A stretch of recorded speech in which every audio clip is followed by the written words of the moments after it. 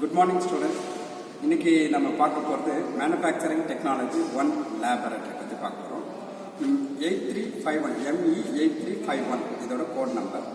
இந்த லேபை பொறுத்த வரைக்கும் இப்போ என்னென்ன எக்ஸசைஸ் இருக்குது அப்படின்னு பார்த்தீங்கன்னா, ஃபஸ்ட்டு வந்து லேத். இந்த லேத்தில் ஒரு 7 எக்ஸசைஸ் இருக்குது. அதுக்கப்புறம் ஃபவுண்ட்ரியில் ஒரு 4 எக்ஸசைஸ் இருக்குது. அதுக்கப்புறம் பார்த்தீங்கன்னா வெல்டிங்கில் ஒரு 3 எக்ஸசைஸ் இருக்குது. அதுக்கப்புறம் சீட் மெட்டலில் ஒரு 2 எக்ஸசைஸ் இருக்குது. இதுதான் இந்த மேனுஃபேக்சரிங் டெக்னாலஜி 1 லேபில் உள்ள எக்ஸசைஸ் அப்படின்னு சொல்லி. சரி, இப்போ இதில் ஃபஸ்ட்டு பார்ட் வந்து லேத்தை பற்றி பார்க்க போகிறோம். லேத்தை பொறுத்த வரைக்கும் ஃபஸ்ட்டு இது எதுக்காக வந்து யூஸ் பண்ணுறோம் அப்படின்னு சொன்னோம்னா, இந்த பழங்காலத்தில் பானை செய்கிறவங்க இருக்கீங்கன்னா, பானை செய்கிறவங்க வந்து இந்த பானையை வந்து எப்படி ஒரு ரொட்டேட் பண்ணி அதை களிமண்ணை வந்து ஒரு உருவமாக கொண்டு வராங்க அப்படின்றது உங்களுக்கு தெரியும். அதை ரொட்டேட் பண்ணி அந்த கிளே வந்து கையாலேயே ஒரு ஷேப்புக்கு, ஒரு பானை ஷேப்புக்கு இல்லை என்ன மாதிரி தேவையான வடிவத்துக்கு கொண்டு வருவாங்க. பழங்காலத்தில் இந்த பானை செய்கிறவங்க இந்த பாட்கல்லர், அந்த பாட்கல்லர் மெத்தடை ஹரிசாண்டலாக யூஸ் பண்ணி தான் இந்த மெஷினோட பேஸ் வந்து அங்கே தான் உருவாச்சு. அப்போது ஒரு மெத்தடை எப்படி எந்த ஷேப் வேணாலும் கொண்டு வரலாம், அதுக்கு ரொட்டேஷன் கொடுக்கணும். அப்போது அந்த மாதிரி நம்ம இருக்கிறப்ப இந்த லேத்தை வந்து யூஸ் பண்ணி தேவையான ஷேப்புக்கு வந்து மெட்டலை கொண்டு வரும். இது எங்கே உருவாச்சு அப்படின்னா, பழங்காலத்தில் பானை செய்கிறவங்க வந்து ரொட்டேட் பண்ணி அந்த களிமண்ணு தேவையான ஷேப்புக்கு கொண்டு வராங்க இல்லையா, அந்த மெத்தடை தான் நம்ம வந்து ஹரிசாண்டலாக யூஸ் பண்ணி மெட்டல் தேவையான ஃபார்முக்கு கொண்டு வரோம். இதோட பேஸ் வந்து அங்கே தான் நமக்கு ஆரம்பிச்சு. அது ஒரு மெக்கானிக்ஸ். அந்த மெக்கானிசம் தான் இதில் யூஸ் பண்ணுறது. ரொட்டேஷன் பண்ணிவிட்டு ஒரு ஜாப்பை வந்து எப்படி வேணாலும் நம்ம அதை தேவையான அன்வான்ட் அந்த ஷேப்பை கொண்டு வரோம். மெட்டலை ரிமூவ் பண்ணி அந்த ப்ராசஸ் கொண்டு வரோம். சரிங்களா? இப்போ இதுதான் லேத்தோட மெயின் இது பாட்கல்லர் மெத்தட் மெக்கானிசம். அதுக்கப்புறம் இதில் என்னென்ன பார்ட்ஸ் இருக்குது அப்படின்னு பார்ப்போம்.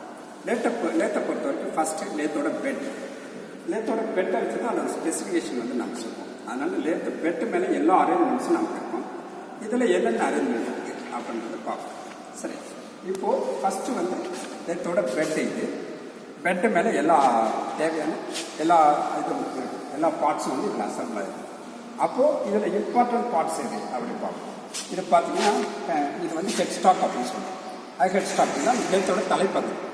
இப்போ இதில் என்னென்ன இருக்குது அப்படின்னு பாருங்கள். இதில் வந்து இது ஸ்டெப்படு புள்ளி. இந்த புள்ளிஸ் எதுக்கு அப்படின்னு பார்த்தீங்கன்னா, இதே புள்ளிஸ் இங்கே இருக்குது.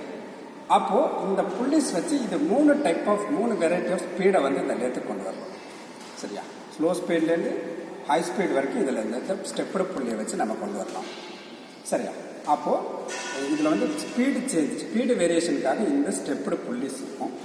அதுக்கப்புறம் பார்த்தீங்கன்னா இந்த சைடு வந்து இங்கே வந்து கியர் அரேஞ்ச்மெண்ட், அதாவது டம்ளர் கியர் அரேஞ்ச்மெண்ட் அப்படி சொல்லுவோம். இந்த டம்ளர் கியர் மெக்கானிசம்னே ஒன்று இருக்குது. இந்த டம்ளர் கியரில் வந்து என்னத்துக்கு யூஸ் பண்ணுறோம் அப்படின்னு கேட்டிங்கன்னா, மெயினாக த்ரெட் கட்டிங் அப்போது அது எவ்வளோ பிட்ச் மூவ் ஆகணும் அப்படின்றப்போ இந்த டம்ளர் கியர் வந்து மெயினாக இதில் மெயின் யூஸ் ஆகும். இதில் டம்ளர் கியரை எப்படி யூஸ் பண்ணுறது அப்படின்றதுல டம்ளர் கியர் மெக்கானிசம் அதில் வந்து உங்களுக்கு தியரியில் தெளிவாக நிறைய வரும், நடத்திருக்கோம். சரியா? அப்போது இந்த டம்ளர் கியர் மெக்கானிசம் இது மெயின். அதுக்கு அப்புறம் இந்த ஹெட் ஸ்டாக்கில் உள்ள ரொம்ப இம்பார்ட்டன்ட் பார்ட் வந்து இது ஜாப் ஹோல்டிங் டிவைஸ். இது வந்து ரொம்ப சக்குன்னு சொல்லுவோம். இதில் வந்து 2 டைப் ஆஃப் சக் இருக்குது. ஒன்று 3 ஜா சக், இன்னொன்று 4 ஜா சக். அப்போது 3 ஜா சக் எதுக்கு அப்படின்னு சொன்னால், இதை வந்து செல்ஃப் சென்டர் சக் அப்படின்னு சொல்லுவோம். செல்ஃப் சென்டர்னா இதில் நீங்கள் ஒர்க் பீஸை வச்சுட்டு இதோட சென்டரை வந்து செட் பண்ணவே தேவையில்லை, ஆட்டோமேட்டிக்காக செல்ஃபாகவே அதோட சென்டரை வந்து செட் பண்ணிக்கும். அப்போ இது 3 ஜா சக். இன்னொரு டைப் வந்து 4 ஜா சக்குன்னு இருக்குது. அது பார்த்தீங்கன்னா நம்ம சென்டரை வந்து அது வந்து எதுனா எசென்ட்ரிசிட்டி அப்படின்னு ஒரு ஆப்ரேஷன் இருக்குது. எசென்ட்ரிக் கட்டிங் அப்படின்னு ஒரு ஆப்ரேஷன் இருக்குது. அந்த கட்டிங்க்கு மட்டும் நம்ம சென்டரை வந்து அதோட ஆக்சிஸில் இல்லாமல் அதோட சென்டரை வந்து மாற்றணும். சரியா? ஒர்க் பீஸுக்கு ஒரு ஆக்சிஸ் இருக்கும். அந்த ஆக்சிஸ்லேருந்து சம் டீவியேஷனை கொண்டு வந்து ஒர்க் பண்ணுவோம். அப்போ அந்த மாதிரி ஆப்ரேஷன் மட்டும் 4 ஜா சக் யூஸ் பண்ணுவோம். சரியா? அப்போ இந்த சக்கில் 3 ஜா சக் 4 ஜா சக் 2 டைப் இருக்குது. சரியா? அதுக்கு அப்புறம் இது வந்து லேத்தோட டெயில் ஸ்டாக். இது வந்து என்னென்னா, இந்த ஜாப் வந்து ஒர்க் பண்ணுறப்போ இது ஹோல்டு பண்ணுறதுக்காக இதை வந்து யூஸ் பண்ணுறோம். சரியா? இதை வந்து மூவ் பண்ணுற மாதிரி இருக்கும். இப்போ பார்த்தீங்கன்னா இதை ரிலீஸ் பண்ணிவிட்டு இதை வந்து மூவ் பண்ணலாம். இதை வந்து மூவ் பண்ணிவிட்டு இது வந்து ஃபைன் மூவ். அதுக்கப்புறம் பக்கத்தில் கொண்டு போய் வச்சுட்டு இதை வந்து ஃபைன் மூவ் பண்ணால் இது வந்து டெயில் ஸ்டாக் வந்து கிளாம்ப் பண்ணிக்கும். இதில் வந்து கிளாம்ப் பண்ணுற மாதிரி ஒரு ஆப்ஷன் இருக்குது. அதுக்கப்புறம் இது வந்து கேரேஜ். இந்த கேரேஜில் பார்த்தீங்கன்னா இது வந்து ஃப்ரண்ட். இதில் வந்து 2 ஃபீடிங் மெக்கானிசம். ஃபீட் வந்து ஃப்ரண்ட் வைஸ் கொடுக்கலாம். அடுத்து இதுலேயும் வந்து கொடுக்கலாம். அடுத்து அதாவது ஹரிசாண்டலாகவும் ஃபேடு கொடுக்கலாம், இன்னொன்று வெர்டிக்கலாக, அதாவது ஜாப்புக்கு பர்பண்டிகுலராகவும் ஃபேடு கொடுக்கலாம், ஜாப் ஆக்சிஸ்க்கு பேரலாகவும் நம்ம வந்து கட்டிங் கொடுக்கலாம். இப்போது இது ஜாப்புக்கு பேரலாக மூவ் ஆகும் கட்டிங் டூல், இது வந்து ஜாப்புக்கு வெர்டிக்கலாக மூவ் ஆகும். சரியா, இதுதான் கேரேஜ். இந்த கேரேஜுக்கு மேலே பார்த்தீங்கன்னா இது வந்து கிராஸ் ஸ்லைடு அப்படின்னு. இந்த கிராஸ் ஸ்லைடு எப்போ யூஸ் பண்ணுவோம் அப்படின்னு சொன்னீங்கன்னா நேரத்தில் வந்து டேப்பர் டேர்னிங் அப்படின்னு ஒரு ஆப்ரேஷன் இருக்குது. அப்போ மட்டும்தான் இந்த கிராஸ் ஸ்லைடு இருக்குங்களா, இந்த கிராஸ் ஸ்லைடை வந்து பர்டிகுலர் ஆங்கிள் செட் பண்ணுவோம். இதில் ஆங்கிள் இருக்கும், இந்த ஆங்கிளில் செட் பண்ணிவிட்டு அதுக்கப்புறம் நம்ம டேப்பர் டேர்னிங் இந்த ஆங்கிள் செட் பண்ணதுக்கப்புறம் நம்ம மூவ் பண்ண வேண்டியது. சரிங்களா. இப்போது அடுத்து பார்த்தீங்கன்னா இது டூல் போஸ்ட். இந்த டூல் போஸ்ட் பார்த்தீங்கன்னா ஒரு சைடு வந்து கட்டிங் டூலை வந்து செட் பண்ணியிருக்கோம். இந்த கட்டிங் டூல் வந்து உங்களுக்கு தெரியும், இந்த கட்டிங் டூலை வச்சு தான் நம்ம வந்து அந்த ஒர்க் பீஸை வந்து கட் பண்ண போகிறோம். இந்த கட்டிங் டூல் வந்து நம்ம இப்போ எந்த ஒர்க் பீஸை வந்து யூஸ் பண்ணுறோம், ஃபார் எக்ஸாம்பிள் மைல்டு ஸ்டீல் எம்எஸ்ன்னு எம்எஸோட ஸ்ட்ரென்த்தாக இருக்கும். அப்போ இதை ஹை ஸ்பீட் கட்டிங் டூல் அப்படின்னு ஹெச்எஸ்எஸ் டூல் அப்படி சொல்கிறேன். சரிங்களா. இந்த கட்டிங் டூலை இதில் செட் பண்ணிவிட்டு அதுக்கப்புறம் நிறைய டைப் ஆஃப் ஆப்ரேஷன் இருக்குது. ஃபார் எக்ஸாம்பிள் பாருங்கள், இந்த இடத்துல இப்போ இந்த சைடு செட் பண்ணியிருக்கிறது நர்லிங் டூல். இந்த நர்லிங்கிறது என்ன, ஒரு ஒர்க் பீஸை வந்து கிரிப்பாக நம்ம பிடிச்சிக்கிறதுக்காக யூஸ் பண்ணுற ஒரு ஆப்ரேஷன். இப்போது இதில் வந்து நர்லிங் டூலையும் செட் பண்ணிக்கலாம். இதை மாதிரி என்னென்ன ஆப்ரேஷன் உள்ள டூலையும் நம்ம அடுத்தடுத்து செட் பண்ணிக்கலாம். எந்த ஆப்ரேஷன் பண்ண போகிறோமோ அதை வந்து ஒர்க் பீஸ்ட்டு இப்படி வர மாதிரி வச்சுட்டு இதை நம்ம டைட் பண்ணிக்கலாம். இப்போது இதை டைட் பண்ணிக்கலாம். ஓகே. இப்போது இந்த டேப்பர் டர்னிங் அப்போ மட்டும் இந்த ஹரிசாண்டலில் இதை ரொட்டேட் பண்ணுறது லாக் பண்ணிவிட்டு இது வழியாக தான் ஃபீடு கொடுப்போம். சரியா. அந்த கிராஸ் ஸ்லைட் மெக்கானிசம் இது எப்போ யூஸ் பண்ணுறோம் அப்படின்னு கேட்டிங்கன்னா டேப்பர் டர்னிங் ஆப்ரேஷன் மட்டும்தான் இதை வந்து யூஸ் பண்ண முடியும். ஓகே. இப்போது இது லேத்தோட பார்ட்ஸ். சரி, இதில் என்னென்ன ஆப்ரேஷன் இருக்குது அப்படின்னு பார்ப்போம். ஃபஸ்ட்டு ஃப்ளைட் டர்னிங் அப்படின்னா என்னென்னா, இப்போது இது டயா இருக்குது. டயா வந்து நம்ம வாங்குறப்ப மெட்டல் என்ன சைஸோ அந்த டயா தான் இதில் இருக்கும்.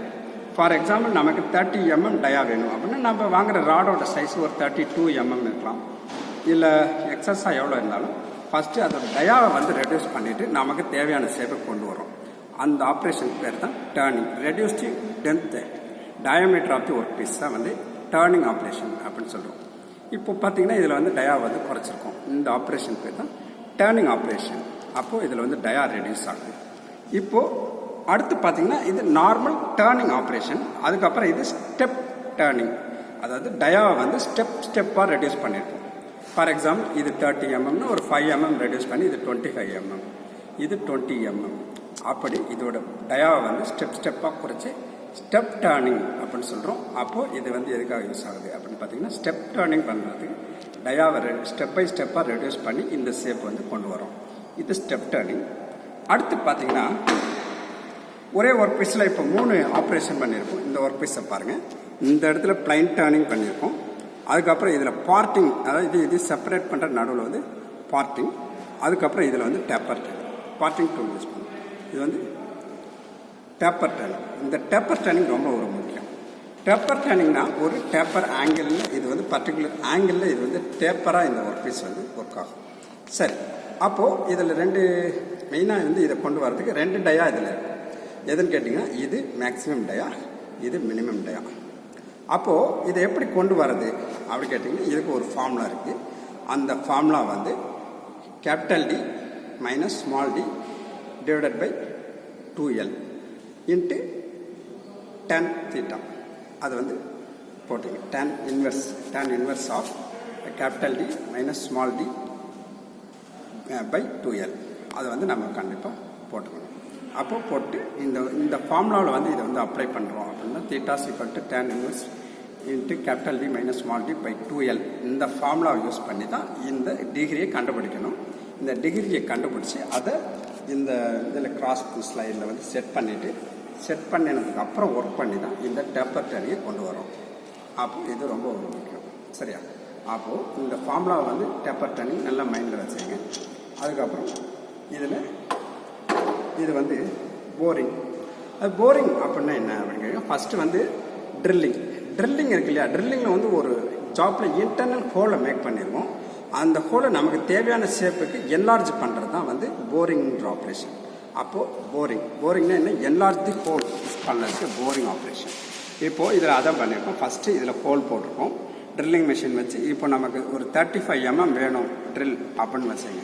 ஃபஸ்ட்டு என்ன பண்ணும், 35க்கு ஃபஸ்ட்டு நம்ம ஹோல் போட்டுற முடியாது. 30 mmக்கு ஹோலில் போட்டுட்டு அதை வந்து போரிங் ஆப்ரேஷனில் அந்த ஹோலை வந்து 35 mm என்லார்ஜ் பண்ணுறோம். அப்போ தான் நமக்கு தேவையான அக்யூரசி இன்சைடில் வந்து கிடைக்கும்.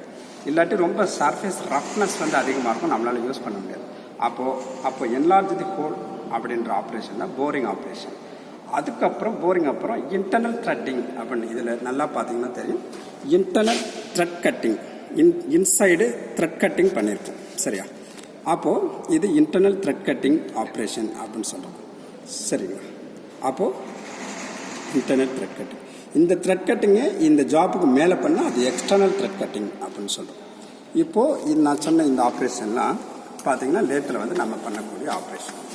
இப்போது இந்த ஆப்ரேஷனில் நம்மளுக்கு டீச்சிங், நம்மளுக்கு சிலபஸில் உள்ள ஒரு எக்ஸசைஸ் அப்பார்ட் சிலபஸை தாண்டி இதில் நமக்கு என்னென்ன நிறைய டைப்பில் ஒர்க்கெல்லாம் இருக்குது. லேத்தை பொறுத்த வரைக்கும் நம்ம 2 லேத்தை வச்சு நீங்கள் பார்த்துருக்கீங்க. லேத்து படுத்து நிறைய எல்லா type of work, wood work, வுட்டில் டிசைன் பண்ணுறது, அந்த மாதிரி வுட் லேத்தெல்லாம் இருக்குது. அப்போது எல்லா டைப் ஆஃப் டிசைனும் நம்ம வந்து பண்ணலாம். நம்மளுக்கு இது பேசிக் டிசைன், பேசிக்கான ஒர்க் மட்டும் தான் இப்போ நம்ம பார்த்துருக்கோம். இதுதான் லேத்தோட இன்ட்ரோடக்ஷன். இப்போது அடுத்த கிளாஸில் வந்து இப்போ எப்படிலாம் வந்து ஒவ்வொரு எக்ஸசைஸும் பண்ணுறோம் அப்படின்றத நாம் எக்ஸ்பிளைன் பண்ணுறோம். Okay, thank you.